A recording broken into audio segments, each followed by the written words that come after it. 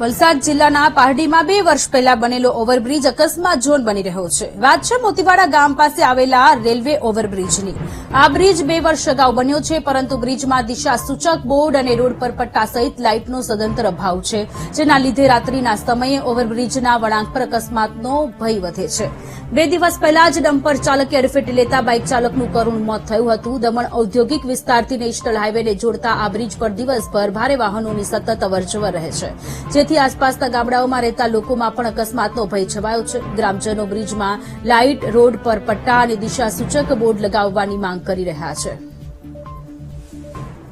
દમણ આવવા જવા માટે ખૂબ જીવાદોરી સમાન બનેલો છે, પરંતુ અત્યારે એક અકસ્માતનો પોઈન્ટ બની ગયો છે, કારણ કે બ્રિજના ઉપર એક સાફ ટર્ન છે અને બ્રિજના ઉપર લાઇટો નથી અને કોઈ જાતના સાઇન બોર્ડ કે એવું કંઈ નથી બ્રિજ પર, અને વચ્ચે પટ્ટા જે પાડેલા હોય એ પટ્ટા પણ નથી, કે જેના કારણે અકસ્માત અવારનવાર થતા રહે છે. અને કાલે રાત્રે એક વ્યક્તિની જાન પણ ગયેલ છે અહીંયા, અને કરુણ મોત નીપજ્યું છે ભાઈનું.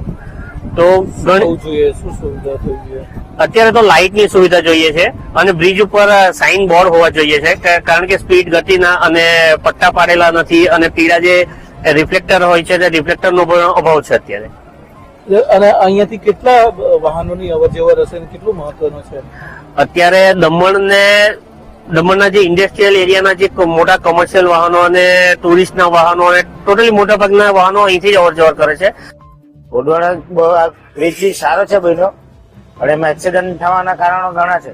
ઉપર લાઇટ નથી ને દમણ જવા માટે બી રસ્તો સારો, પણ કારણ શું રાતના એક્સિડન્ટ થાય, ત્યારે દમણથી થોડું પીને આવે, થોડું આમ તેમ, એમાં બી એક્સિડન્ટ થવાના કારણો વધારે.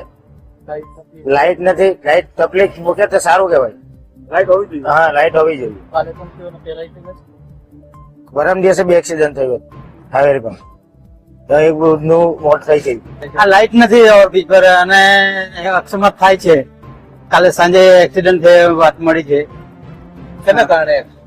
અંધારાના કારણે થાય ને. બહુ જરૂરી છે, બધાના માટે જરૂરી છે. ગામના લોકો અહીંયાથી પસાર થાય? બહુ બધા છે. દમણ છે, આખો દમણ લાગે, મોતીવાડ લાગે, પલસાણા લાગે, દ્વારા બધું જ લાગે છે.